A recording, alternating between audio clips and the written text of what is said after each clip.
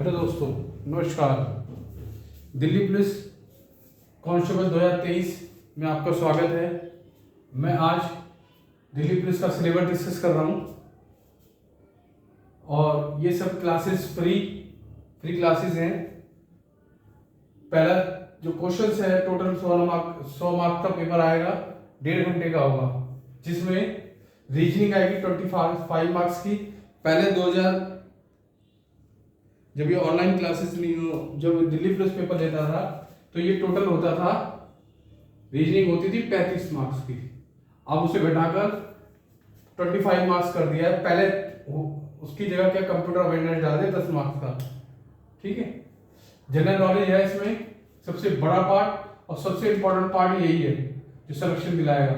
इसमें तो आप स्कोर कर देंगे, इसमें तो स्कोर करना मस्ट है। 25 क्वेश्चन है, 25 से 25 भी मारते हैं लड़के और 15 इसमें है, तो इसमें आप इन दोनों में आपको स्कोर करना जरूरी है।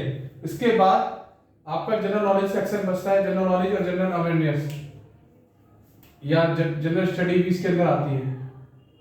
अभी हम डिस्कस करेंगे जनरल नॉलेज पर कैसे तैयारी की जाएगी, कैसे क्या क्या करना है। और कंप्यूटर अवेयरनेस में 10 मार्क्स का आएगा और टोटल ड्यूरेशन रहेगी 1.5 घंटा। कल से क्लासेस स्टार्ट है 25/9/2023 को इवनिंग में, शाम को 7 बजे। आप देखिए इसकी तैयारी किस तरह से तैयारी करनी है दिल्ली पुलिस की, उसके बारे में मैं डिस्कस करता हूँ।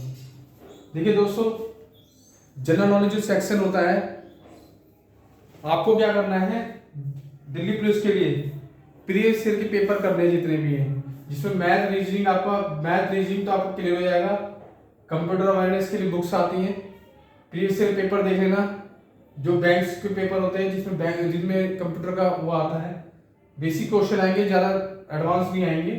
तो आपको रीजनिंग और मैथ का बता दूंगा और मैं बताता हूँ आपको जनरल नॉलेज कैसे इसको करना है। जनरल नॉलेज को सबसे मेजर पार्ट है, 50 मार्क्स का ये है, यही हमें सिलेक्शन दिलाएगा।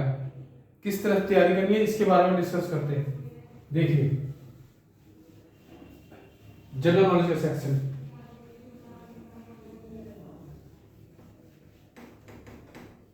दोस्तों किसी भी एग्जाम को क्वालिफाई करने के लिए पहले आपको हिस्ट्री, दूसरा ज्योग्राफी,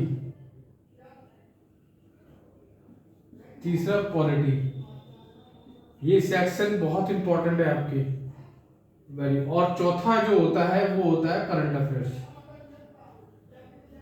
अफेयर्स, जिसे हिंदी में कहते हैं समसामयिकी।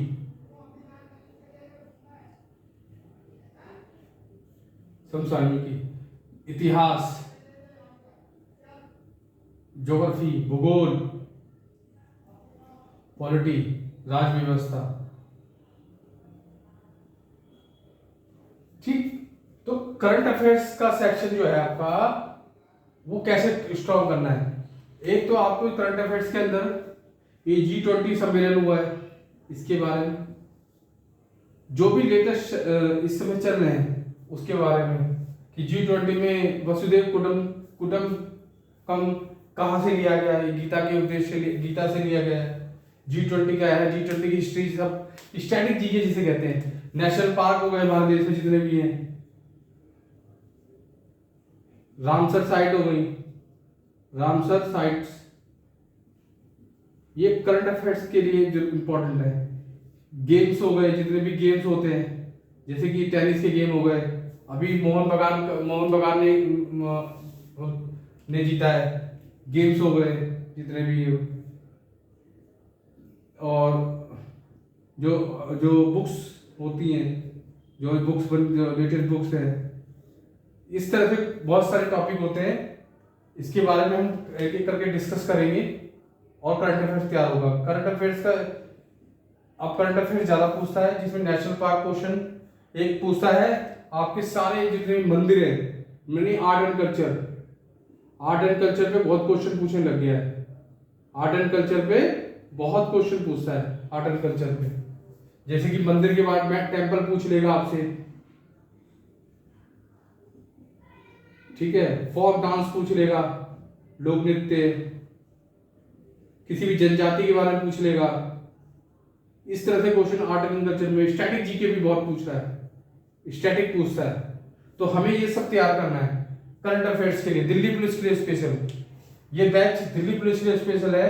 इसमें current affairs, polity, geography, history ये चीज कराई जाएंगी। पॉलिटी आप दिल्ली पुलिस के लिए, डीपी के दिल्ली पुलिस के लिए बस खाली आपको एक लूसेंट सामान्य ज्ञान और एक लूसेंट की सामान्य विज्ञान आती है। लूसेंट की सामान्य विज्ञान भी आती है। लूसेंट की सामान्य विज्ञान इस तरह की है, ये बुक है। पहले इस इतने फॉर्मेट में आती है, अब वो A4 पेपर में आ गई है, मतलब पूरे बड़े साइज में आ गई है। पहले इस साइज में आती थी ये सामान्य विज्ञान। ये बहुत अच्छी बुक है साइंस के पर्पज से। अगर आपको साइंस का पोर्शन तैयार करना है तो इससे करेंगे। और बाकायदा, और दूसरा मेरे नोट्स, मैं आपको ज्योग्राफी के नोट्स, पॉलिटी के नोट्स, हिस्ट्री के नोट्स और current affairs day to day, मतलब मैं इसको देता रहूंगा आपको बीच बीच में, करंट अफेयर्स के और सामान्य विज्ञान का बायोलॉजी, इसका मेरा नोट्स के कंपाइलेशन करके मैं आपको प्रोवाइड करा दूंगा। देखिए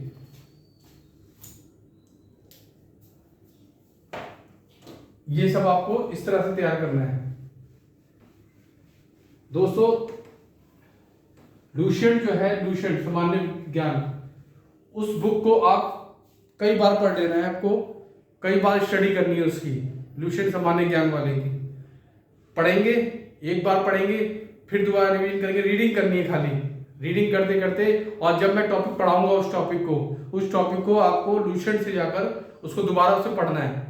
फिर उसके एक लूसेंट की एक ग्रीन कलर की बुक आती है एमसीक्यू वाली, लूसेंट की आती है, उससे आपको एमसीक्यू लगाने हैं। जैसे मैंने कोई टॉपिक पढ़ाया तो आपको वो टॉपिक पढ़ाने के बाद आपको उसके एमसीक्यू लगाने हैं लूसेंट की जो ग्रीन वाली बुक है उससे, ठीक।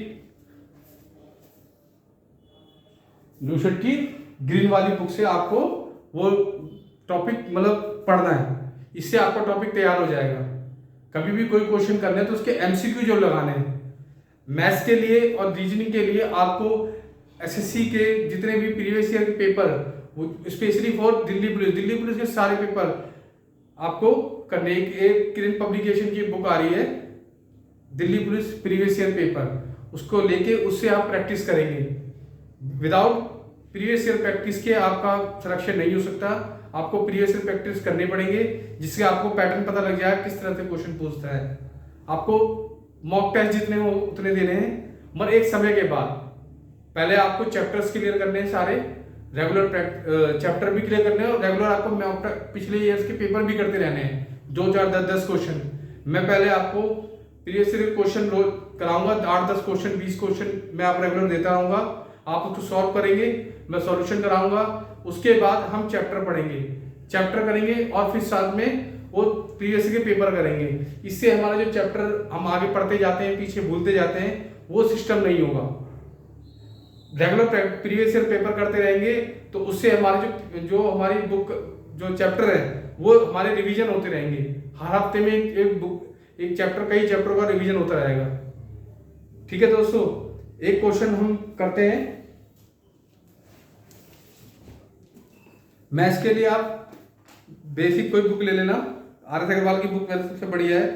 दिल्ली पुलिस के लिए, दिल्ली पुलिस कांस्टेबल के लिए आर एस अग्रवाल की बुक बढ़िया है। जैसे क्वेश्चन आप मैं पूछूं उससे आपको एक क्वेश्चन कराता हूं। ये क्वेश्चन है 3 संख्याएं। जैसे दिल्ली पुलिस में क्वेश्चन कभी पूछ लेता है 3 संख्याएं, 3 संख्याएं 1:2:3 के अनुपात में हैं तथा इनका HCF 12 है, तो संख्याएं हैं। क्वेश्चन ये पूछा है। देखो HCF क्या होता है। HCF, आज हम HCF के बारे में थोड़ा बात करते हैं। छोटी डिस्कशन कर रहा हूं मैं आपसे। HCF होता क्या है। एचसीएफ एक ऐसी संख्या है, जैसे कि मान लो मैं एक क्वेश्चन एग्जांपल के तौर पे देता हूं आपको, जैसे 20 और 25 है। क्या है? 20 और 25। मैं चाहता हूं कि इसमें एक ऐसी संख्या ढूंढो जो 20 को भी भाग करती हो, 25 को भी करती हो। तो इसमें क्वेश्चन क्या हुआ? 5 हुआ। 5 एक ऐसी संख्या है जो 20 के भी पाड़े में भी आती है और 25 के पाड़े में भी आती है। ओके, 5 एक ऐसी संख्या है जो 20 के पाड़े में भी आती है और 25 के पाड़े में भी आती है। तो मैं 5 से इसको भाग दूं तो 5 4 बार जाएगा, ये जाएगा 5 बार, यानी संख्या किस अनुपात में होगी? 4:5 में। और भाग किससे दिया मैंने? 5 से। अगर मैं कहूं कि वो संख्या दोबारा वापस लाओ तो 5 चौक 20 और 5 25, तो 20 और क्या हुआ? 25। तो ये जो 5 है ना, ये इसका क्या है? एचसीएफ है। 20 और 25 का एचसीएफ क्या है? 5 है। ओके, अब इसी तरह से जैसे मैंने क्वेश्चन बोला कि भाई मैं बोल देता हूं कि जो दो संख्याएं हैं वो 4:5 के अनुपात में है। जो संख्या है 4:5 में है, उनका एचसीएफ अगर आपको 5 दे रखा है, उसका एचसीएफ क्या दे रखा है? 5। तो बताएं उनका एलसीएम क्या होगा या वो संख्याएं क्या होंगी? इस तरह से बोल सकता है। तो हम कैसे करेंगे? देखो एचसीएफ दे रखा है, यानी कि वो संख्या जो है ना, ये जो अनुपात दे रखा है, ये इनके भाग देने के बाद आया है। एचसीएफ इस 5 से भाग देने के बाद आया है। और भाग का उल्टा क्या होता है? गुणा। मुझे वो संख्या चाहिए तो क्या करूंगा मैं? इस एचसीएफ की इससे गुणा कर दूंगा। 5 चौक 20, 5 पंजे 25। वो संख्या क्या होगी? 20 और 25। आप क्या बोलता है आगे क्वेश्चन? इसका एलसीएम ज्ञात करो। एलसीएम क्या होता है? एक ऐसी संख्या जो इन दोनों के पहाड़े में आती है, ये समझ लो। एक छोटी छोटी संख्या देखो, एक छोटी से छोटी, इसमें क्या बड़ी से बड़ी, इसमें छोटी छोटी संख्या देखो जो इन दोनों के पहाड़े में आती हो। तो 20 के पहाड़े पढ़ो या 25 का पढ़ लो। 25 चौका 100, 25 चौका 100। ये जो 100 है वो 100 इनका क्या हो गया? एलसीएम हो गया। 100 क्या हो गया? इनका एलसीएम हो गया। एलसीएम एक ऐसी संख्या होती है जो दोनों के पहाड़े में आता हो। और ये जो दो संख्या है जिसको भाग देने के बाद ये संख्या बनी है 4:5। वो संख्या है 5 से भाग देने के बाद ये बनी है। इसी प्रकार मैं कहता हूं 3 संख्याएं 1:2:3 के अनुपात में हैं तथा इनका एचसीएफ दे रखा 12। तो इन संख्या ज्ञात करने को बोला है। जैसे भाई बोला उसने 1:2:3। ये दिल्ली पुलिस का मुझे 7 ईयर का एक्सपीरियंस है पढ़ाने का। आप ये देखिए, तो आपको मैं जितने क्वेश्चन करा दूंगा उसको विशेष ध्यान रखना। मुझे पता है 2012 में पेपर आया था, क्वेश्चन आया था, बहुत अच्छे क्वेश्चन आए थे। तो वो मैं भी डिस्कस करता हूं आपसे करके। पहले देखो 12 1 12, 12 2 24, 12 3 36। ये क्या होगी? संख्या होगी। मैं कहूंगा इनका एचसीएफ ज्ञात करो। तो एचसीएफ क्या है? 36 का 36 का पाड़ा पढ़ लो। 36 का पाड़ा पढ़ोगे, 36 का पाड़ा पढ़ेंगे उसके एलसीएम आ जाएगा। 36 के पाड़े में एलसीएम 36 पंजे 24 पंजे 120, 24 6 144। 6 के पाड़े में 24 आता है, 6 24, 6 दिया 4 के 12 2 14, यानी 144 क्या हो गया इसका? 24 के पाड़े में भी आता है, 12 के पाड़े में भी आता है, और 36 के पाड़े में 4 6 24 2, 4 के 12 2 14, यानी 144 क्या हो गया इसका? एलसीएम हो गया। ओके,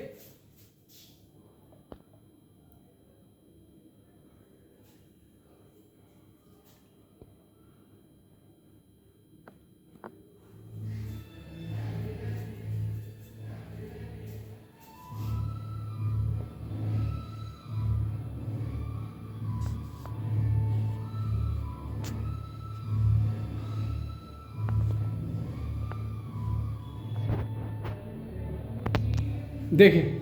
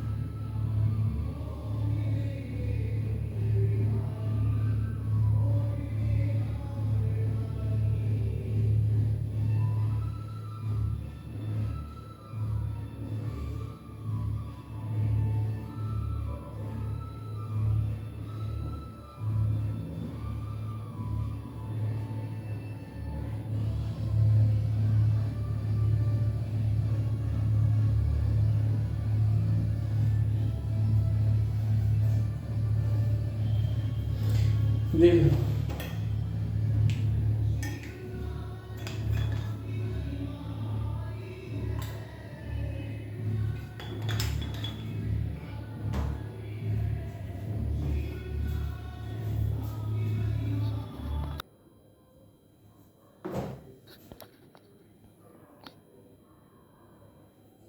देखिए दोस्तों, ये क्वेश्चन एसएससी में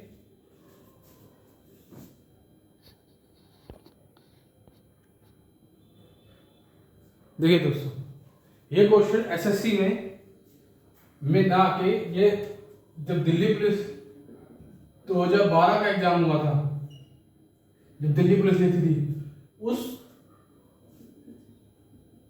पेपर में ये क्वेश्चन आया था। इसमें दो टाइप बनती है, यदि सिक्के दे रखे होंगे तो आपको रुपए पूछ लेगा, और अगर रुपए दे रखे होंगे तो आपसे सिक्के पूछ लेगा। ठीक है, इस तरह से क्वेश्चन बहुत इंपॉर्टेंट बन जाता है, क्योंकि ये एग्जाम में, एसएससी के एग्जाम में या दिल्ली पुलिस के एग्जाम में ये क्वेश्चन बहुत पूछता है, सिक्कों वाला क्वेश्चन।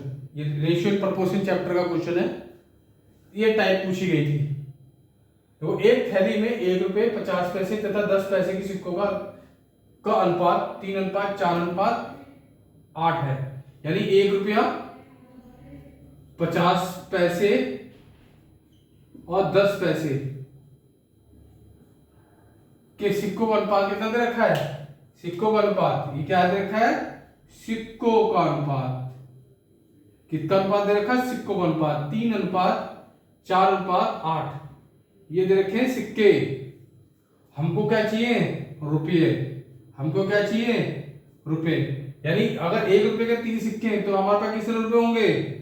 3 रुपये। कितने रुपए होंगे? 3 रुपये। 50 पैसे के 4 सिक्के हैं तो कितने रुपए होंगे हमारे पास? 2 रुपये। 10 रुपये के 8 सिक्के हैं तो हमारे पास कितने पैसे होंगे? 80 पैसे। कितने पैसे होंगे? 80 पैसे होंगे। तो अब कितने रुपए हो गए? 3 और 2 5, 5.80 रुपये। कितने रुपए बैठ रहे हैं हमारे? 5.80 रुपये। और हमसे कुल धन कितना है? 116। तो हमारी तरफ से 5.8, इनकी तरफ से 5.8 या 80। इसको काट के 0 लिख दो यहाँ पर, तो ये कट जाएगा पूरा। 58 दूनी 116, 2 धाम 20, यानी 20 गुना है। आपको 10 रुपये पैसे सिक्कों की संख्या बोली है, तो आप 10 के क्या, आप सबके निकाल लो। 1 रुपया 50 पैसे और 10 पैसे, 3 गुणा 20, 4 गुणा 20 और 8 गुणा 20, 8 दूनी 16, 160, 20 चौक 80, 80, 20 दिया 60। तो आंसर क्या हुआ आपका?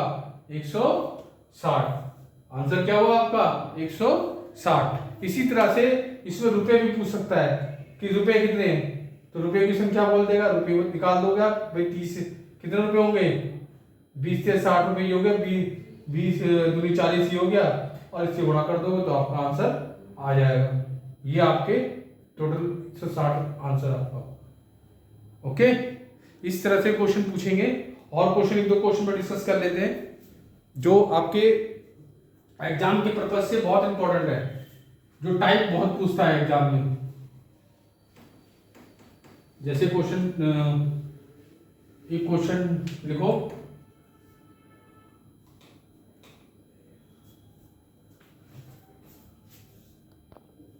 देखो ये क्वेश्चन भी बहुत पूछता है। क्वेश्चन बोल रहा है 12 पुरुष एक कार्य को 24 दिन में करते हैं, यानी 12 पुरुष 24 दिन में।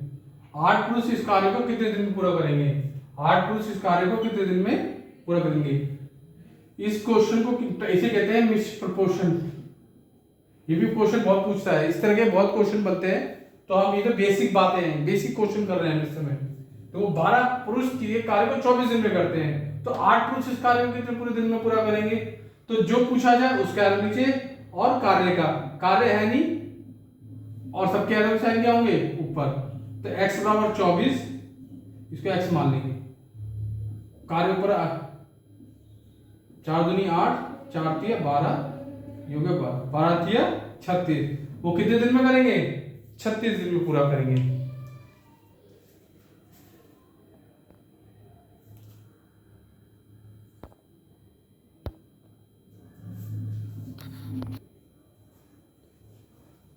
आइए दोस्तों, हम हिस्ट्री पे कोई बात करते हैं थोड़ी। हिस्ट्री में हम कांग्रेस की बात करते हैं। देखो, कांग्रेस का जो स्थापना हुई थी ना 1885 में हुई थी। ए.ओ. ह्यूम ने उनकी स्थापना की थी। डब्ल्यू.सी. बनर्जी इसके पहले अध्यक्ष थे। जो कांग्रेस की स्थापना हुई थी 1857 के विद्रोह के बाद, 1857 के विद्रोह के बाद हुई थी कांग्रेस की स्थापना। इसकी स्थापना जब की गई थी उस समय मॉडरेट लोग थे, मध्यम वर्ग, जो सोशलिस्ट वर्ग था वो इसमें नहीं था जब कांग्रेस की स्थापना हुई। जब कांग्रेस की स्थापना का उद्देश्य यही था कि जो भी मांगे भारतीय को करनी होगी उसके लिए एक मंच की जरूर आवश्यकता थी। वो एक मंच के रूप में कार्य करेगा कांग्रेस। कांग्रेस की स्थापना 1885 में लॉर्ड डफरिन थे उस समय गवर्नर, उसके कार्यकाल में हुई। कांग्रेस जब की स्थापना एक सेफ्टी वॉल के रूप में देखा जाता है। इसकी स्थापना को एक सेफ्टी वॉल के रूप में, कांग्रेस की स्थापना को एक सेफ्टी वॉल के रूप में देखा जा रहा था।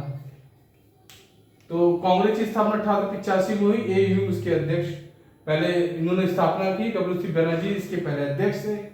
और कांग्रेस का विभाजन, कांग्रेस के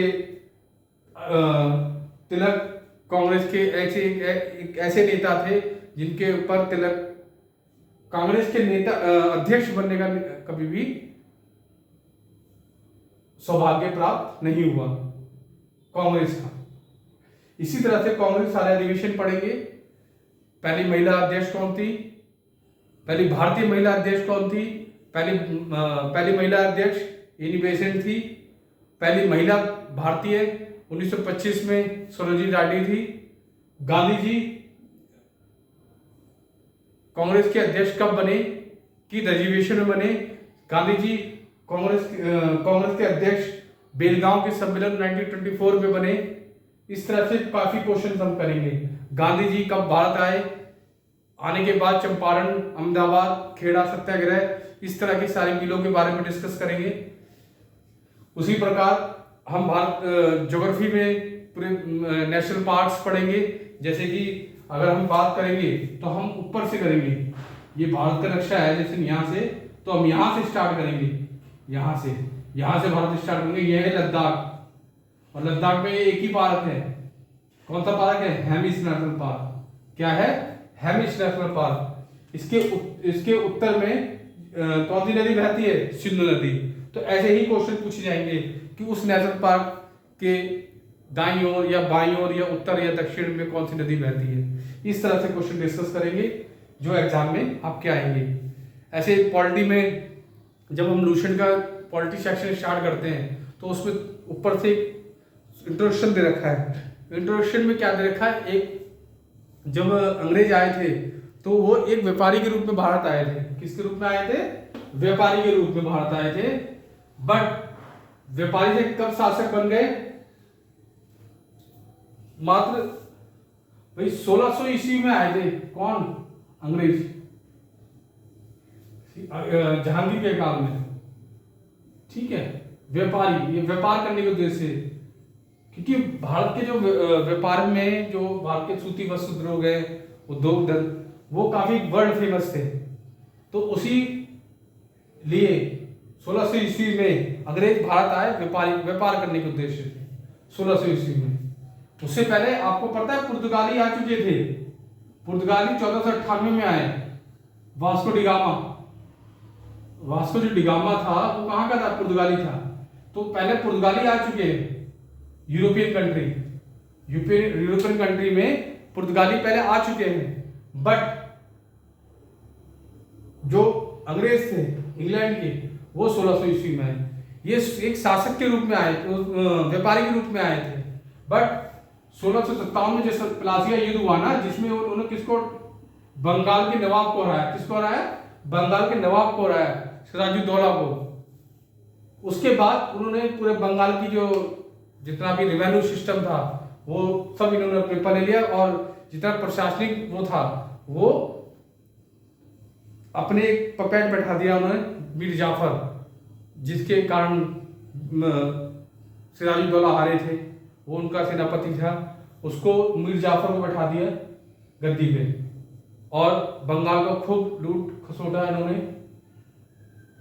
उसके बाद 1764 में जब बैटल ऑफ बक्सर का युद्ध हुआ, क्या हुआ? बक्सर का युद्ध, उसमें इन्होंने, बहुत इंपॉर्टेंट है, इसमें 3 लोग थे। एक तो भारत का मतलब बंगाल का नवाब था मीर कासिम। कौन था? मीर कासिम। अवध का नवाब था सुजादुद्दौला, सुजादुद्दौला। और एक था मुगल बादशाह शाह आलम सेकंड।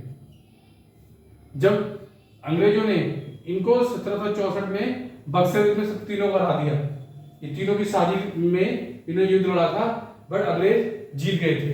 तो अंग्रेज जीते तो वहां से इन्होंने व्यापारी से शासक के रूप में कार्य करना आरंभ किया, और पूरे 100 साल लग गए भारत को एक महान विद्रोह बनाने।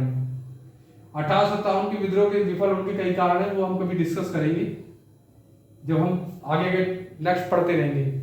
इसी प्रकार साइंस है, साइंस में आपके बायोलॉजी के कुछ नोट्स हैं, मैं आपको प्रोवाइड करा दूंगा। वो नोट्स बहुत इंपॉर्टेंट हैं, उससे बाहर कुछ नहीं आएगा, उसको पढ़ो, बाद में एमसीक्यू लगाओ और टॉपिक क्लियर करो। उसके एक एक टॉपिक को मैं एक एक करके डिस्कस कर लूंगा, उसके बाद आप उस नोट्स को पढ़ना, आपको बहुत सारी बातें क्लियर हो जाएंगी। जो एग्जाम में आते हैं वही क्वेश्चन डिस्कस किए गए, उससे बाहर क्वेश्चन नहीं आएगा, क्वेश्चन कोई सा भी। जैसे ग्रंथियों के बारे में पढ़ेंगे तो मिश्रित ग्लैंड आपको पता ही है, पैनक्रियाज जो होता है मिश्रित ग्लैंड होता है, अग्नाशय उसका मतलब क्या होता है? अग्नि, अग्नाशय का मतलब होता है अग्नि का आशय, यानी कि वो कई प्रकार के हार्मोन्स का सिक्रेशन करता है, हार्मोन्स का और एंजाइम्स का। 2 तरह की ग्रंथियां होती हैं, एक अंतःस्रावी ग्रंथि और एक होती है बहिस्रावी ग्रंथि।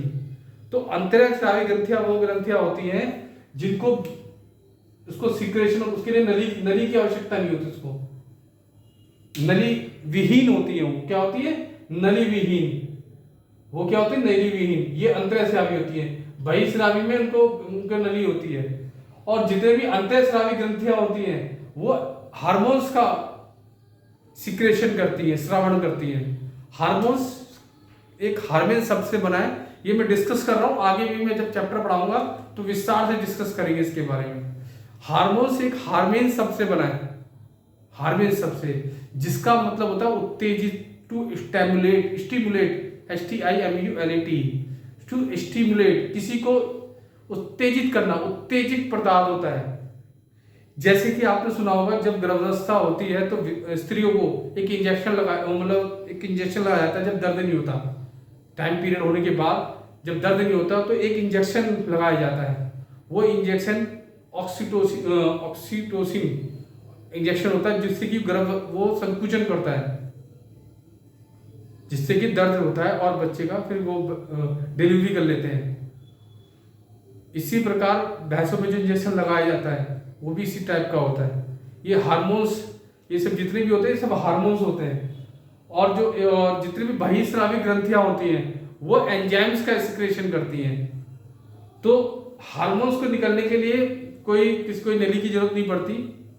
ये क्या करती है, जो हार्मोन्स होते हैं, यदि ये सिक्रेशन करना होगा तो ये बगल में जो नली वाहिनियां होती है, जो ब्लड की जो वेसल्स होती हैं, उसमें ये चले जाते हैं और उससे बह के जहां जाना होता है उसको वो कर लेते हैं। एडिनल ग्रंथियां, बहुत सारी ग्रंथियां होती हैं। तो एक एक ग्रंथि को हम डिस्कस से विस्तार से पढ़ेंगे, जिसमें कि मेन क्वेश्चन जो आएंगे उसको डिस्कस करेंगे। जैसे कि ये पैनक्रियाज वाला क्वेश्चन बहुत एग्जाम में आता है कि क्वेश्चन यही पूछता है कि निम्नलिखित में से कौन सी मिश्रित ग्लैंड है, मिक्स ग्लैंड, मिश्रित ग्रंथि है। तो पैनक्रियाज है। पैनक्रियाज बहुत तरह के एंजाइम्स का श्रावण भी करती है और हार्मोन्स का भी श्रावण करती है।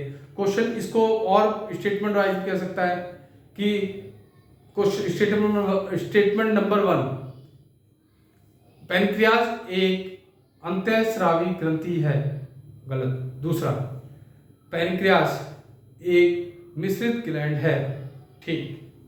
पैनक्रियाज हार्मोन का स्रावण करती है, केवल हार्मोन का स्रावण करती है, तो ये गलत।